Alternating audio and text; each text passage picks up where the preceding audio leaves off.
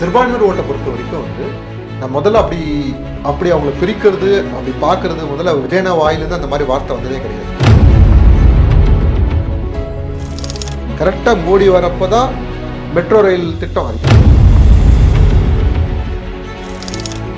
BJP எங்களோட கொள்கை எது மாற்றுக்கிறது, அதுக்காக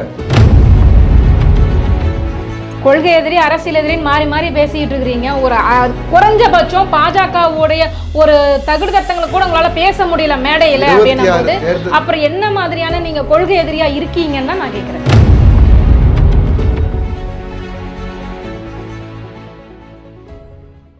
நேர்களுக்கு வணக்கம். இன்றைய நேர்காணலில் நம்மோடு இணைந்திருக்கிறார் தமிழ்நாடு இளைஞர் கட்சியை சேர்ந்த திரு லோகேஷ் அவர்கள். வாருங்கள் பேசுவோம்.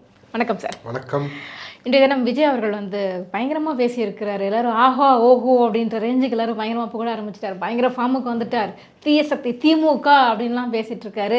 சார் எப்படி ஃபீல் பண்ணுறீங்க? இல்லை, இப்போ நான் பாசிட்டிவாக சொன்னேன், நீங்கள் நெகட்டிவாக கேட்பீங்க. இருந்தாலும் பரவாயில்ல, நான் சொல்கிறேன். ஏன்னா எனக்கு என்ன ஃபீல் ஆச்சோ அதை நான் சொல்லிடுறேன். அது ஹாப்பி. நான் கிட்டத்தட்ட ஒரு 3 மாதம் கழித்து விஜய் அண்ணா எல்லாரோட எதிர்பார்ப்பையும் அவரோட அரசியல் பேச்சால் பூர்த்திப்படுத்தியிருக்காருன்றதை நான் பார்க்குறேன். நான் கிட்டத்தட்ட எல்லாத்துக்கான பதிலும் இருந்தது. ஏன் பிஜேபியை கம்மியாக அடிக்கிறோம் அப்படின்றதையும் விஜயண்ணாவோட தொண்டர்களுக்கு அந்த புரிதல் இருக்குது. யார் அரசியல் எதிரி யார் கொள்கை எதிரின்ற புரிதல் இருக்குது. அது அவங்களே சொன்னாங்க. அதை தாண்டி ஏன் இன்னைக்கு இந்த வாட்டி 2026 திமுக கான்சன்ட்ரேட் பண்ணுறதுன்னு அவர் பேச்சில் இருந்தது. அதே மாதிரி கொள்கை தலைவரான பெரியாரை இன்னொருத்தர் சின்ன பெரியார் இளைய பெரியாருலாம் சொன்னாங்கன்றது அதுக்கான விமர்சனமும் வச்சிருந்தார். இவ்வளவு நாள் அந்த சைட் போனதில்லை, இன்னைக்கு லேசாக டச் பண்ணியிருக்காரு. அதே சமயம் இலவசத்துக்கு எதிரானவர்ன்ற மாதிரி ஒரு பிம்பம் இருந்தது. அது ஆக்சுவலாக அப்படி கிடையாது. முதல் கொள்கை மாநாட்டை அவங்க தெளிவாக பார்த்துருந்தா அதுக்கான பதில் அங்கேயே இருந்திருக்கும். அந்த பார்ட்டும் டச் பண்ணியிருந்தாரு. ரொம்ப கிளாரிட்டியாக இருந்தது. எப்பவுமே ஒரு டெம்ப்ளேட் மாதிரி இருக்குன்ற மாதிரி எல்லா விமர்சனங்களும் இருந்தது. இன்னைக்கு அந்த விமர்சனங்கள்லாம் உடஞ்சது. ஏன்னா நிறைய விஷயங்கள் நம்ம இப்போ எந்த ஊருக்கு போனாலும் அந்த ஊரை பத்தி பேசுறது நல்ல விஷயம் தானே. நமக்கு தெரியாத சில விஷயங்கள் நமக்கு தெரிஞ்சுக்கிறதுக்கான வாய்ப்பு இருக்கு இல்லையா? அது அந்த வகையில இது ஈரோடுங்கிறது மஞ்சளுக்கு ஃபேமஸ்ங்கிறது யாருக்கும் தெரியாது. இப்போ விஜய் சொல்லி தான் எங்களுக்கு தெரிஞ்சிருக்கா. சரி, நான் அப்படி கேட்குறேன். அந்த அணைகள் பற்றியா இருக்கட்டும், அந்த கால்வாய்களை பற்றியா இருக்கட்டும், கல்வரான இது எனக்கு நான் அதை பற்றி மைண்டில் ஸ்ட்ரைக் ஆகலை. ஈரோடுக்கு போகிறாரு, இந்த விஷயங்களை பற்றி பேசுவாருன்ட்டு நம்ம ஒரு கணிப்பில் இருந்திருப்போம். ஆனால் அந்த அணையை பற்றி பேசுவாருன்னு நான் சத்தியமாக நினச்சி கூட பார்க்குறேன். ஓகேங்களா? ஏன் அது எனக்கு ஃப்ரெஷ் நியூஸ். இப்போ லாஸ்ட் வீக் பாண்டிச்சேரி போயிருக்கும் போது அங்கே ரேஷன் கடைகள் சரிவர இயங்கலைன்றது எங்களுக்கு எப்படி தெரியும்? அவர் சொல்லலைன்னா அதை பற்றி யாராவது பேசியிருப்போமா? அது அதுக்கு முன்னாடி அப்படிதானே இருக்கு. அதை பேச்சு பொருளா ரேஷன் கடைகளே இல்லை அப்படின்ட்டாரு இல்லையா? அப்படி சொல்லிட்டு அதுக்கப்புறம் என்ன சொன்னாரு? இந்த அரிசி பருப்பு எண்ணெய் கோதுமைன்னு எல்லாமே முறைப்படுத்தணும், அந்த சீர்திருத்தணும் அந்த விஷயங்கள்ன்றதை தெளிவாக சேர்த்து தான் சொன்னார். நமக்கு தேவையானதை மட்டும் எடுத்துக்கிட்டு மிச்சம் இருக்கிறத விட்டுட்டோம்னா அது திமுக திரிக்கிறது தானே. அது ஓகே. இப்போ இதில் பேசும்போது பார்த்தீங்க அப்படின்னா எம்ஜிஆரும் சரி அண்ணாதுரையும் சரி பொது சொத்து அப்படின்ற மாதிரி பேசியிருக்கிறார். உண்மையாலுமே எம்ஜிஆர் அதிமுகவுக்கு சொந்தமானவர் அப்படின்னும் போது அப்புறம் அதிமுகவுக்கு தலைவர் தானே அவர் சொல்லிக்க வேண்டியதுதான். அவர் அப்படி இல்லையா? அவரு இப்போ ஒரு நாட்டுக்கு இப்போ முதலமைச்சராக இருந்தாங்கன்னா வெறும் எம்ஜிஆர் எந்த கட்சியை சேர்ந்தவர்? ஒரு கட்சியை விட கட்சியில இருக்கிற ஒரு கோடி பேர் இருக்காங்கன்னு ஒரு பேச்சு வச்சுப்போம். அவர் இருந்த டைம்ல 1 கோடி பேர் இருந்தாங்கன்னு வச்சுப்போம். ஓகேங்களா? அந்த நேரத்தில் தமிழ்நாட்டில் எத்தனை பேர் இருந்தாங்க? அத்தனை பேருக்கு தானே முதலமைச்சராக இருந்தாரு. வெறும் அவர் கட்சிக்கு மட்டும் தான் சொந்தம், முதலமைச்சரா இல்லை அப்படின்னா ஒரு லாஜிக் இருக்கு. அவர் முதலமைச்சர் இருந்தாரு. முதலமைச்சர் இருக்கும்போது அவர் பொதுவான தலைவர் தானே. நீங்க அதை எப்படி நீங்க சுருக்க முடியும்? சார், அவர் கட்சியில சேர்ந்தவர் சார். அவருக்கு ஒரு அதிமுகவினுடைய தலைவராக இருந்தவர், அதிமுகவை வழிநடத்தி சென்றவர். இன்னொரு கட்சி தலைவரை நீங்க வழிகாட்டி எடுத்துக்கிறீங்க அப்படின்னா கிட்டத்தட்ட இன்டைரக்டா நீங்க அதிமுகவுக்கு சப்போர்ட் பண்ற மாதிரி இல்லையா? உங்களுக்கு சப்போர்ட்லாம் பண்ணல, தப்பித்தாரு கூட அந்த மாதிரி நினைச்சிடாதீங்க. அவங்க இன்னைக்கு ரொம்ப தெளிவா சொன்னாரு. எங்க கொள்கை தலைவர்கள் வேற, கொள்கை தலைவர்கிட்ட இருந்து தேவையான கொள்கை பெரியார சொல்லி பெரியார்கிட்ட இருந்து தேவையான கொள்கைகள் எடுத்துக்கிறோம். அண்ணாவா இருக்கட்டும், எம்ஜிஆரா இருக்கட்டும், அவங்க அரசியல் வழிகாட்டிகள். இந்த பிரச்சாரத்துல இருந்து அவங்களுக்கு தேவையான விஷயங்கள் அரசியல் நகர்வுகள்ல அவங்ககிட்ட இருந்து நம்ம எடுத்துக்கிறோம், அந்த பாடங்கள்ல எடுத்துக்கிறோம் தான் சொன்னாரு. எந்த இடத்துலயுமே இவங்களை கொள்கை தலைவர்கள்னு சொல்லல. இதை வச்சுதான் இத்தனை நாளா பேசிட்டு இருந்தாங்க. அவங்க பொதுவானவங்க, நாங்களும் எடுத்துக்கிறோம், யாரும் உட்காந்து அழக்கூடாது அப்படின்ட்டு. இப்ப நீங்க அப்ப வந்து கேட்ட மாதிரி தான் அதிமுக இருக்கு. அப்ப அதிமுக வந்து கேட்க கூடாது, எங்க தலைவரை வந்துட்டு நீங்க வந்து வழிகாட்டி எடுத்துக்கிறீங்க, நான் எங்க மறுபடியும் தலைவரை சொல்றேன், நீங்க வந்து அதிமுக கட்சியை விட எடுத்துக்கிறீங்க. தமிழ்நாட்டோட ஆட்சி சின்னது, பெருசா சின்னதா? புரியல எப்படி? அதிமுக கட்சியை விட சரி. தமிழ்நாட்டோட ஆட்சி பெருசா சின்னதா? ம். உங்ககிட்ட கேட்குறேன். பெருசுதான். அதை ரெப்ரசன்ட் பண்ண ஒரு முதலமைச்சரா இருந்திருக்காங்க. ம். முதலமைச்சரா இருந்தப்போ அதுதானே பெருசு. அப்போ அது பொதுவானவங்க தானே அர்த்தம். அது எப்படி தனி இப்போ இப்படி எடுத்துப்போம், ஓகேங்களா? இப்போ வந்து பெரியார் வந்து அப்படின்னு பாத்தீங்கன்னா பாஜக வந்து இப்ப பிரதமரா இருக்கிற மோடியும் வந்து வழி நடத்தக்கூடிய தலைவரை எடுத்துப்பீங்களா? நாங்க சொன்னோமா ஏன்னா வந்து இப்ப வந்து 3 முறை ஆண்டுட்டார் அவரு. நாங்க சொன்னோமா அப்படி? நாங்க சொல்லலையே. இல்ல நீங்க இப்ப சொல்றது வந்துட்டு ஒரு கட்சியினுடைய தலைவர் வந்துட்டு நாங்க நாங்க யாரும் அடையாளப்படுத்துறோம் இருக்குங்க. நாங்க அடையாளப்படுத்துறது இவங்க 2 பேரை சொல்லியிருக்கிறோம். ஜெயலலிதா அம்மா சொன்ன ஒரு விஷயத்தை தான் சொன்னாரு, கோட் பண்ணாரே தவிர அதுக்கு முன்னாடி சொன்ன அரசியல் வழிகாட்டி விஷயத்துல ஜெயலலிதா அம்மா பேரை சொல்லல. அவர் ஸ்டாண்ட்ல அவர் தெளிவா தான் இருக்காரு. நம்ம தான் அதை திரிக்கிறதும் சேர்க்கறதும் கூட்டுறதும், நாளைக்கு கலைஞரை சொல்லுவீங்க, ஓகேங்களா? அதெல்லாம் வந்து நீங்க இஷ்டம் ஆசைப்படலாம். நீங்க ஆசைப்படுறது எல்லாத்தையுமே நம்ம செஞ்சிட முடியுமா? நமக்கு எது நியாயப்படுதோ அதை மட்டும் தான் செய்ய முடியும். அதை தவறு தான் அப்படித்தான் அவர் சொல்லியிருக்காரு. ஈரோடு மண்ணுக்கு போயிருக்காங்க, ஒரு சனாதனம், சமூக நீதி, இதை பற்றிலாம் நிறையா பேசுவார் அப்படின்றத எதிர்பார்த்தாங்க. ஆனால் வந்து அப்படியே பொத்தம்பதுவாக ஒரு மாதிரி ஃப்ளாட்டாக பேசிட்டு போன மாதிரி இல்லையா? என்னைக்கா இருந்தாலும் ஒரு நாள் கொள்கை தலைவர்களுக்காக தனித்தனியா மாநாடு எடுப்பாங்க. அன்னைக்கு அதை சீரும் சிறப்புமா செம்மையா உங்களுக்கு எல்லா கேள்விகளுக்கான பதிலும் அது அடங்கும். ஏன்னா வந்து சனாதனம், சமூக நீதி பத்தி பேசுறதுக்கு அவ்வளோ இருக்கு, அவ்வளோ பிரச்சனைகள் இருக்கு. பட் ஈரோடு மண்ணுல வந்துட்டு அதுல பேசணும். அதுல அவருக்கு இந்த இடத்துல இதை அட்ரஸ் பண்ணா போதும்ன்றத சொன்ன. இப்போ இப்படி சொல்றீங்கல்ல, ஈரோட்ல மஞ்சள் இருக்குது யாருக்கும் தெரியாது, அவர் சொல்லிதான் எங்களுக்கு தெரியணுமான்ட்டு. பெரியாரோட கொள்கை அவர் சொல்லிதான் உங்களுக்கு தெரியணுமா? அப்படி நான் கேட்கலாமா திருப்பி? அப்படி கேட்க முடியாதுல்ல. இதுக்கு மட்டும் நீங்க எதிர்பார்க்குறீங்க. அவர் சொல்லணும். பெரியார் சொன்னது அவர் நிறைய பேசியிருக்காரு. அவர் என்னென்ன பேசியிருக்காருன்னு தீகா காரங்களுக்கே முழுசா தெரியாது. எல்லா புக்குமே அவங்கள படிச்சிருப்பாங்க, ஓப்பனா பேசும். அவர் வாழ்நாள்ல முழுக்க பேசிட்டு தான் இருந்தாரு. அவர் பேசுன எல்லா விஷயமும் இன்னைக்கு தீகால தலைமை பொறுப்புல இருக்கவங்களுக்கே முழுசா தெரியுமான்னு சொல்ல முடியாது. இன்னைக்கும் படிச்சுட்டு இருக்க வேண்டிய அவசியங்கள் இருக்கும். பேசியிருக்கலாம் சார், ஆணவ கொலைகளை பற்றி பேசியிருக்கலாம், சமூக நீதி இங்கே எந்த அளவுக்கு கடைபிடிக்கப்படுதுன்னு பேசியிருக்கலாம், சாதிய அடக்குமுறைகளை பற்றி பேசியிருக்கலாம், எவ்வளோ விஷயங்களுக்கு கடவுள் மறுப்பு கொள்கை, திருப்பரங்குன்றம் இஷ்யூவை பற்றி அவர் பேசியிருந்திருக்கலாம். இதெல்லாமே இப்போ ஹாட் டாப்பிக்காக போயிட்டு இருக்கு, எதிர்பார்க்கக்கூடிய ஒரு விஷயங்களா இருந்தது. எல்லாமே விட்டுட்டு திமுக ஒரு தீய சக்தி, அதிலேயே மைண்ட் பண்ணி இருக்கணும் அப்படின்னு சொல்றோம்னா இதெல்லாம் தான் தீய சக்தின்னு சொல்றோம். நீங்க சொல்லிருக்கலாம், ஏன் தீய சக்தின்னு எக்ஸ்பிளைன் பண்ணணும் அப்படின்னு சொல்லிருக்கலாம். இது எல்லாமே தான் அது அடக்கும், ஓகேங்களா? ஒரு டாபிக்கை பத்தி தனித்தனியா பேச வேண்டாம் அப்படின்னு நினைச்சிட்டாரோ? திருப்பரங்குன்றம் இஷ்யூ வந்து பாஜகவும் திமுகவும் சேர்ந்து சதி, ஓகேங்களா? இவங்களே இவங்க 2 பேரும் கூட்டா இருக்காங்கன்றீங்களா? திமுகவும் பாஜக? எனக்கு இதுல டவுட்டே கிடையாது, ஓகேங்களா? பிப்ரவரி மாசம் வந்து மேல அவங்க வழிபாடான பலி கொடுக்குற விஷயம், அது முற்போக்கோ பிற்போக்கோ அதை விடுங்க. இத்தனை வருஷமா அந்த பிரச்சனை வரவே இல்லை, இப்பதானே பூமா இருக்கு. அதுதான் நானும் கேட்கிறேன். அது ஏன்னு கேட்குறேன். ஜெயலலிதா அம்மா இருந்தப்போ இந்த மாதிரி ஒரு விஷயம் லேசா ஆரம்பிச்சுதான் ஞாபகம் இருக்கலாம்.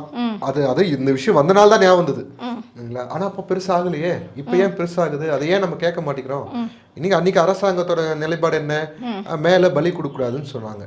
அது இதே அரசாங்கம் எடுத்தது. அன்னைக்கு அது சிறுபான்மைக்கு விரோதமா தெரியல. இன்னைக்கு வந்து அரசாங்கம் திமுக சொல்லும் விலைக்கு ஏற்றக்கூடாது அப்படின்னு சொல்லும். ஆனா கோர்ட்ல போயிட்டு அந்த கோயில் நிர்வாகம் என்ன சொல்லும்? விலைக்கு ஏத்தணும்னு சொல்லும். அந்த கோயில் நிர்வாகம் யார் கண்ட்ரோல்ல இருக்கு? அரசாங்க கண்ட்ரோல் இல்லைங்களா? இதுதான் டியூவல் ஸ்டாண்ட் டிஎம்கேன்னு சொல்றது. இவங்களே வந்து பிள்ளையும் கிள்ளி விட்டு தொட்டிலையும் ஆட்டுற கதை தான். பிஜேபி ஒரு நரேஷன் செட் பண்ணுதுன்னா அதுக்கு தோதா இவங்களும் ஒரு ஆட்டம் போடுவாங்க. இங்க இந்த லோக்கல் நியூஸ்ல டிஎம்கே ஃபில் பண்ணும், நேஷனல் நியூஸ்ல பிஜேபி ஃபில் பண்ணும். இதை வச்சு ஒரு அரசியல், மதத்தை வச்சு ஒரு அரசியல் பண்றாங்க, நம்மள பிளவுபடுத்துறாங்க. அது தெரிஞ்சும் நம்ம அதுல எரியற வேலை ஏன் எண்ணெயை ஊத்தணும்னு எதிர்பார்க்கறீங்க? அதை பத்தி இன்னைக்கு பேசிருக்கலாமே கூட்டத்துல அப்படிங்கறத எதிர்பார்க்க. அதை பத்தி பேசுறதுனால தீர விஷயம் கிடையாது, இது இன்னும் பெருசாகும். அவரோட நிலைப்பாடு என்ன அப்படிங்கிறது இன்னைக்கு தெரிஞ்சிருக்கும் இல்லையா? அவர் நிலைப்பாடு என்னன்னு சொல்லிதான் இருக்கிறாரு. எந்த ஆங்கிள் சொல்றாருன்னா, இத பத்தி கண்டுக்காம இருங்க, இது அதுவே அடங்கிடும்ன்றதுதான் நிலைப்பாடு. இதை தேவையில்லாத உருவாக்குறாங்க. இதை வந்து ஒரு விஷயத்த இந்த மாதிரி பிரச்சனைகளுக்கு எல்லாத்துக்கும் சேர்த்து ஒரு பதில் சொல்லிட்டார், ஒரே பதில முடிச்சிட்டார். நான் அந்த பதில் உங்ககிட்டயே நான் சொல்லியிருக்கிறேன், நினைவு சரியா இருந்தா உங்ககிட்டயே நான் சொல்லியிருக்கிறேன். ஒரு பள்ளி விருது விழாலே அடுத்த தலைமுறைகளுக்கான விழாலேயே சொல்லியிருக்காரு, ஜாதியாலேயோ மதத்தாலேயோ எந்த பிளவுவாத சக்திகளோட சிந்தனையை கூட உங்களுக்கு டிஸ்டர்ப் பண்ண விடாதீங்கன்ட்டு முடிச்சிட்டாரு. அதுதான் அவரோட ஸ்டாண்டு. எந்த பிளவுவாத சக்தியாலையும் நம்ம மனசை கூட டிஸ்டர்ப் பண்ணக்கூடாது விடக்கூடாதுன்னு சொல்றது தான் அவரோட ஸ்டாண்டு. அதுபடி தான் அவர் நடந்துட்டு இருக்காரு, அதுபடி தான் அவர் தொண்டர்களும் நடந்துட்டு இருக்காங்க. இப்போ இந்த விஷயத்தில் பார்த்த வரைக்கும் பார்த்தீங்க அப்படின்னா நீங்கள் வந்துட்டு திமுகவும் பாஜகவும் சதின்ற மாதிரி சொன்னீங்க.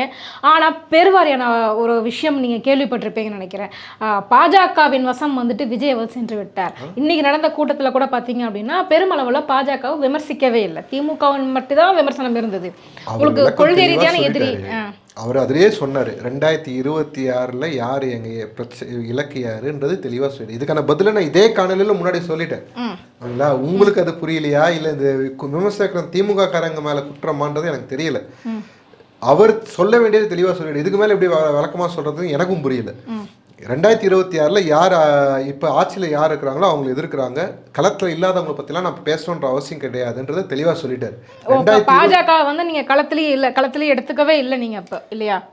நாங்கள் ஆக்சுவலாக கால்குலேஷன் பண்ணல. திமுக மாதிரி பேசி 3% இருக்கிறவங்க 12% எடுத்து வந்து விட்டது பத்தாமல் மறுபடியும் வந்து முதலமைச்சர் பேசுவார், நாங்கள் அதுக்காக எல்லாத்துக்கும் துணை போகணுன்ற அவசியம் எங்களுக்கு கிடையாது. இங்கே வந்து லோக்கல் பாலிடிக்ஸ்குள்ளே பிஜேபி ஏன் உள்ளே சேர்க்குறீங்க? முதல்ல பேசி எதுக்கு உள்ளே கொண்டு வரீங்க உங்களை? நீங்கள் பேசுனால அவங்க எதிர்வினை தெரிவிக்கிறாங்க, அந்த எதிர்வினால இன்னும் அந்த பூம் தானே ஆகுது. அதை நீங்கள் இப்போ அவங்களெல்லாம் அப்படியே விட்டாலே அவங்க பிரச்சனையே இல்லாமல் இருக்குமே. இப்போ எப்படி கோடி பேர் இருக்கிறாங்கன்ட்டு உதய் ப்ரோ சொல்றாரு, ஏன் எங்களை பத்தி முதலமைச்சர் பேச மாட்டாரு? ஏன் உதய் ப்ரோ கூட எங்களை பேரை சொல்ல மாட்டாங்க? இது என்ன ஸ்ட்ராட்டஜி? எங்களை பத்தி பேசாம விட்டா நாங்க வளர மாட்டோம்ன்ற ஒரு நம்பிக்கை உங்களுக்குள்ளே நீங்க நினைச்சிட்டு இருக்கீங்களா? அதே மாதிரி பிஜேபிக்கு ஃபாலோ பண்ணுங்களேன். உங்களோட நீங்க என்ன சொல்றீங்க? டிஎம்கேக்கும் ஏடிஎம்கேக்கு தானே போட்டின்னு ஒரு பக்கம் நரேஷன் செட் பண்ண, அந்த நரேஷன்ல இருங்க. ஏடிஎம்கே எதிர்க்க வேண்டியது தானே? ஏன் பிஜேபி எதிர்க்கிறீங்க? பிஜேபி எதிர்க்க கூடாது நான் சொல்லல, அது நாட்டுக்கே தேவையில்லாத அணி தான். ஆனால் அது இன்னைக்கு அது அவசியம் இல்லை. 2029க்கான களத்தை நீங்கள் அதுக்கு தயார்படுத்துங்க. 26 அதுக்கான களம் கிடையாது. நீங்கள் பேசி அவங்களுக்கான ஆதரவை கூட்டி கொடுக்காதீங்கன்னு தான் சொல்கிறோம். டிஎம்கே அதை தான் செய்யுது. இன்றைய காலகட்டத்தில் பார்த்தீங்க அப்படின்னா பாஜக உள்ள வரக்கூடாது அப்படின்னா அதுக்கு வந்துட்டு திமுகவை தவிர வேற எந்த கட்சியாலையும் வந்துட்டு அதை தடுக்க முடியாது. பாஜக இல்லாத ஒரு கட்சியை தமிழ்நாட்டில் இவ்வளோ தூரம் வளர்த்ததுக்கு காரணமே டிஎம்கே தான், வேற யாரும் கிடையாது. ஏடிஎம்கேவால கூட அவங்க இவ்வளோ வளரல. ஓகேங்களா? ஏடிஎம்கேலேருந்து ஓட்டை பிரித்து எடுக்கலாம்னு ட்ரை பண்ணாங்க, அந்த கட்சியவே கபலிகரம் இன்னைக்கு வரைக்கும் பண்ணின்னு இருக்காங்க, அதெல்லாம் வேற. ஆனால் அவங்கள வந்து டாக் ஆஃப் த டவுனாக வச்சிருக்கிறது யாரு? டிஎம்கே பேசலைன்னா அவங்க டாக் ஆஃப் த டவுனாக இருப்பாங்களா? Yes or no? நீங்கள் பைனரியாக சொல்லுங்க. டிஎம்கே பேசலைன்னா பிஜேபியை பற்றி இன்னைக்கு அவங்க டாக் ஆஃப் த டவுனாக இருப்பாங்க? இல்லையே. டாக் ஆஃப் த டவுனாக வச்சிருக்கிறது யாரு? கரெக்டாக மோடி வரப்போ தான் மெட்ரோ ரயில் திட்டம், அது எப்போ ரிஜெக்ட் பண்ணாங்கன்னா நமக்கு தெரியல, இல்லைங்களா? இல்லை அவங்க கரெக்ஷன் கேட்டாங்களா, இல்லை ரிஜெக்டே பண்ணிட்டா கூட இருந்துட்டு போட்டோம். அது கரெக்டாக மோடி வர டைமில் தான் நடக்கும். அது கரெக்டாக அந்த நேரம்லாம் வந்து இவங்க அதை எடுத்து வெளியே பேசுவாங்களா? சரி, நெல்லுக்கு ஈரப்பதத்தை வந்து முன்னாடியே ரிஜெக்ட் பண்ணியிருக்காங்க, போன புயல் ஒரு ரிஜெக்ட் பண்ணிட்டாங்க. அதை ரிஜெக்ட் பண்ணாங்கன்னு தெரிஞ்சு நீங்கள் மோடிக்கு லெட்டர் அனுப்புறீங்க, அது மந்திரியை வச்சு அனுப்புறீங்க, கடிதம் எழுதி அனுப்புறீங்க. ஏன் நீங்கள் நேரில் போய் பார்க்க வேண்டியது தானே? சரி, வேலை இருக்குதுன்னு சொல்கிறீங்க, அதை நான் வந்து பொய்ன்னு தான் எனக்கு பச்சையாக தெரியும். மோடி போனதுக்கு அப்புறம் இது விஷயமா நான் நேரில் வந்து உங்களை பார்க்குறேன்னு சொல்றாரு. அது ஒரு அறிக்கையை விடுறாரு முதலமைச்சர். ஊருக்கு வந்தாரு, நேரில் போய் பேச வேண்டியது தானே? அப்போ பேச விட்டுட்டு அவர் விட்டுட்டு நான் வந்து நேரில் வந்து பார்க்குறேன்னு என்ன அர்த்தம்? இது என்ன அரசியல் பண்றீங்க? அந்த அளவு கூட புரிதல் இல்லாத ஆளுங்களா நான் என்ன சொல்றோம்னா, பிஜேபி எங்களோட கொள்கை எதிரி, மாற்றுக்கருத்து இல்லை. அதுக்காக இல்லாதவங்களை இருக்கிற மாதிரி நம்மளே வந்து எதிரி இருக்க, இது பேர் ஹாலுசினேஷன். அந்த ஹாலுசினேஷன்னால வர்ஸ்ட் என்ன ஆகுதுன்னா, உண்மையிலே அவங்க வளர்ந்துட்டு இருக்காங்க. நீங்கள் 21ல் அவங்க ஓட் ஷேர் எவ்வளோ, 24ல் அவங்க ஓட் ஷேர் எவ்வளோன்ட்டு நீங்களே தேடி புரிஞ்சுக்கோங்க. இதுக்கு காரணம் யாருன்றது உங்களுக்கே புரியும். கண்டிப்பாக. இப்போ வந்து விஜயினால வந்துட்டு சிறுபான்மையினர் ஓட்டுகள் வந்துட்டு அதிகமாக பிரியும். முக்கியமாக கிறிஸ்தவர்கள் ஓட்டு வந்து விஜய் பக்கம் தான் போகுது. ஏன்னா ஜோசப் விஜய் அப்படிங்கிறதுனால அந்த பேரை வந்து மென்ஷன் பண்ணி அவங்க எடுத்து ஒரு நிமிஷம் அப்படின்ற ஒரு பேச்சுக்கள் தான் வந்துட்டு நிறைய அரசியல் விமர்சகர்கள் முன்வைக்கிறாங்க. இந்த கூட்டை நீங்க எப்படி பாக்குறீங்க? சிறுபான்மையினர் ஓட்டை பொறுத்த வரைக்கும் வந்து நான் முதல்ல அப்படி அவங்கள பிரிக்கிறது, அப்படி பார்க்கறது முதல்ல விஜயனா வாயிலிருந்து அந்த மாதிரி வார்த்தை வந்ததே கிடையாது. ஓகேங்களா? மேபி சார், இங்கே வந்து ஒரு அரசியல் களம் அப்படின்னு பார்த்துக்கிட்டிங்க அப்படின்னா நம்ம வந்து என்ன வேணாலும் பேசலாம், சமூக நீதி, சனாதனம், என்ன வேணாலும் பேசிக்கலாம். ஆனால் உள்கட்டமைப்பு நீங்கள் பார்த்தீங்க அப்படின்னா சாதிய ரீதியாகவும் மத ரீதியாகவுமே வந்துட்டு பார்த்தீங்கன்னா கண்டிப்பாக இங்கே வந்து ஒரு அரசியல் ஓட் பேங்க் வந்து இருக்குது. உண்மையிலே இங்கே ஓட் பேங்க் வந்து அதை மையப்படுத்தி தான் இருக்குது. இந்த சாதிக்காரன் ஓட்டு வேணும், இந்த சாதிக்காரன் ஓட்டு வேணும், இந்த மதத்துக்காரன் ஓட்டு வேணும், இந்த மதத்துக்காரன் ஓட்டு வேணும். கண்டிப்பாக ஒவ்வொரு கட்சிகளுமே வந்து ஃபோக்கஸ் பண்ணிட்டு தான் இருப்பாங்க. நான் கேட்கக்கூடிய ஒரு கேள்வி என்ன அப்படின்னா, அந்த இடத்துல அங்கிருந்தே வரேன், அதுக்கப்புறம் அந்த கேள்வி கேளுங்க. ஓகே. 75 வருஷமா இந்த களத்தை இப்படியே வச்சிருக்கிறதுக்கு காரணம் யாரு? நீங்கள் கேட்ட விஷயம் சரியான விஷயம், ரியாலிட்டி அப்படி தான் இருக்குன்னு நீங்கள் சொல்கிறீங்க, நான் அதை அக்செப்ட் பண்ணிக்கிறேன். பட் ஆனால் அதை அப்படியே வச்சிருக்கிறதுக்கு காரணம் யாருன்னு கேட்குறேன். இதில் திமுக கவர்மெண்ட் மட்டும் தான் காரணம் நினைக்கிறீங்களா? உண்மையிலேயே இது கவர்மெண்ட் மட்டும் தான் காரணமா? திமுக மட்டும் தான் காரணமா? டெஃபினட்டா திமுக தான் காரணம். வேற எந்த கட்சியுமே இதுக்கு காரணமா இருக்க முடியாது. அவங்களால இது வரைக்கும் ஆண்ட கட்சிகள் காங்கிரஸ் முதற்கொண்டு ஆண்டிருக்கு, அதுவுமே காரணமா இருக்க முடியாது. இந்த மாதிரி விஷயங்களை பத்தி அதிமுக பெருசா வந்து குரல் கொடுத்த மாதிரிலாம் எனக்கு தெரியல. ஆனா திமுக தினம் தினம் குரல் கொடுக்குதுல, சமூக நீதினு பேசுதுல, இதுதான் சமூக நீதியா? அது இன்னைக்கு பேசி இருந்திருக்கலாமே. திமுகவை தீய சக்தின்னு பேசுற நேரம் எங்கே உங்க சமூக நீதினு கேட்டிருக்கலாமே, எங்கே உங்க சமூக நீதினு கேள்வி கேட்டிருக்கலாமே. நாங்க ரொம்ப எதிர்பார்க்கறோமே. நான் என்ன பண்றது? அதெல்லாம் இப்ப உங்களுக்கு என்ன வேலை, எனக்கு என்ன வேலை? இதெல்லாம் பேசிட்டா நமக்கு வேலை. அது எல்லாமே அதுல அடங்கும். தீய சக்தின்னு சொல்லும் போதே அதுல எல்லாமே அடங்கும்ன்ற அர்த்தம்.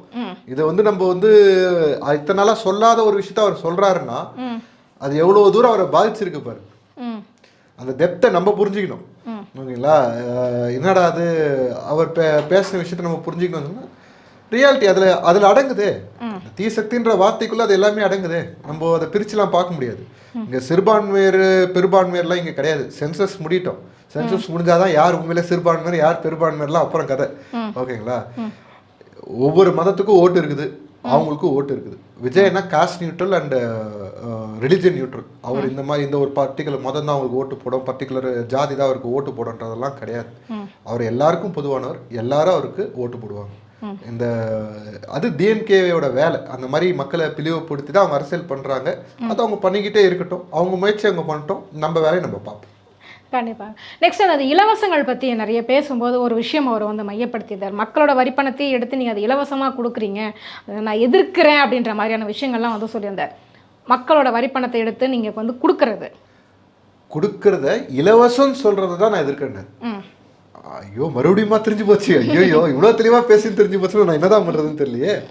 அதாவது இது வந்து வெல்ஃபேர். ஓகேங்களா? நாளைக்கு அவர் தான் வந்து வீடு கட்டி தரேன்லாம் சொல்லியிருக்கிறார், அதுவும் மக்களோட வரிப்பணம் தானே. ஆமா, ஆனால் அவர் எங்கேயும் இலவசம் சொல்லியே. அவர் காஞ்சிபுரத்தில் பேசும்போது நான் இலவசமாக கட்டித்தரேன்னு சொன்னாரா? இன்னைக்கு பேசும்போது நான் இலவசமாக கட்டித்தரேன், அவர் அந்த வார்த்தையை சொல்லலை, அவர் அந்த வார்த்தையை பயன்படுத்தல. மக்களோட பணத்தை எடுத்து மக்களுக்கு செய்யறத ஏன் இலவசம் சொல்லணும், ஏன் ஓசின்னு சொல்லணும்னு தான் கேட்கிறாரே தவிர அது செய்யக்கூடாதுன்னு சொல்லலை. அதே மாதிரி அவரும் வந்து இதை வந்து ஊக்குவிக்கிறார், அப்படி எடுத்துப்போமா? அவர் நான் அதை மறுபடியும் சொல்கிறேன், இதே காணொலியில் சொன்னேன், ஏன்னா தெளிவாக சொல்கிறேன். அவர் மாநாட்டிலேயே தெளிவாக சொன்னார், மீன் பிடிக்க தெரியாதவங்களுக்கு கற்றுக் கொடுப்போம், அப்படி அது மீறி மீன் பிடிக்க தெரியாதவங்களுக்கு மீனை பிடிச்சி கொடுப்போன்ட்டார். அன்றைக்கே அவர் ஸ்டாண்டை தெளிவாக சொல்லிட்டார். உண்மையிலே மேடம், காலம் முழுக்க இன்னும் வாடகை வீட்டில் இருக்கவங்க எவ்வளோ பேர் இருக்காங்க மேடம். இல்லைங்களா? குடிசை மாற்று வாரியம்ட்டு இந்த ஹிஸ்ட்ரி தெரிஞ்சவங்களுக்கு தெரியும். 1970 ஆரம்பிச்சது. ஓகேங்களா? கிட்டத்தட்ட 55 வருஷம் ஆகுது. இன்னமும் குடிசைகள் இருக்க தானே மேடம் செய்யுது. அது இல்லை நம்மளால ஒத்துக்க முடியுமா? இல்லைன்னு சொல்ல முடியும்.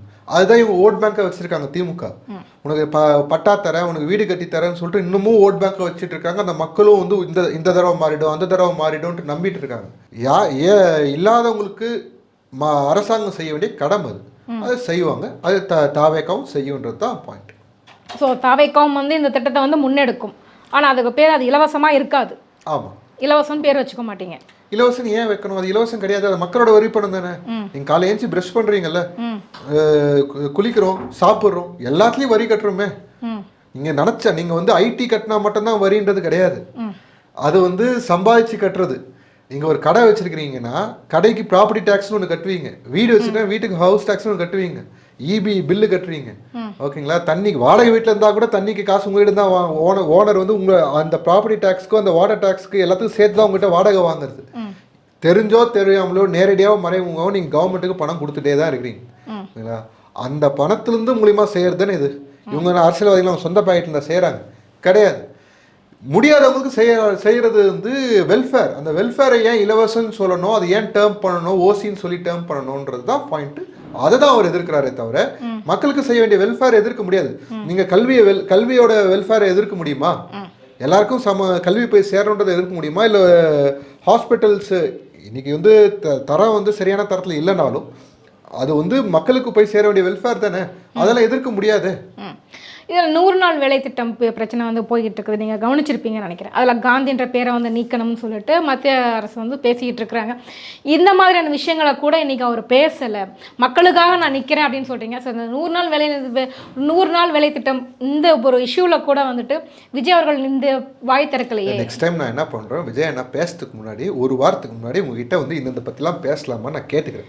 இல்லைங்க, நான் என்ன சொல்கிறேன், 1/2 மணி நேரம் பேசியிருக்காரு, அதில் என்ன பேசியிருக்காரோ அதை விவாதம் பண்றது இல்ல, அவர் என்னெல்லாம் பேசலன்னு சொல்றது அதை பத்தி தான் விவாதம் பண்றாங்க சார். இது ஒரு எதிர்பார்ப்பு இருக்குல்ல, மக்கள் வந்து இதை எதிர்பார்க்க மாட்டாங்களா? திருப்பரங்குன்றம் பத்தி இவ்வளவு பெரிய இஷ்யூ போயிட்டு இருக்குது, இவ்வளவு பெரிய பிரச்சனை போயிட்டு இருக்குது, 40 எம்பியை வந்து வச்சிருக்க திமுக பார்த்து இந்த கேள்வி கேட்க மாட்டீங்க.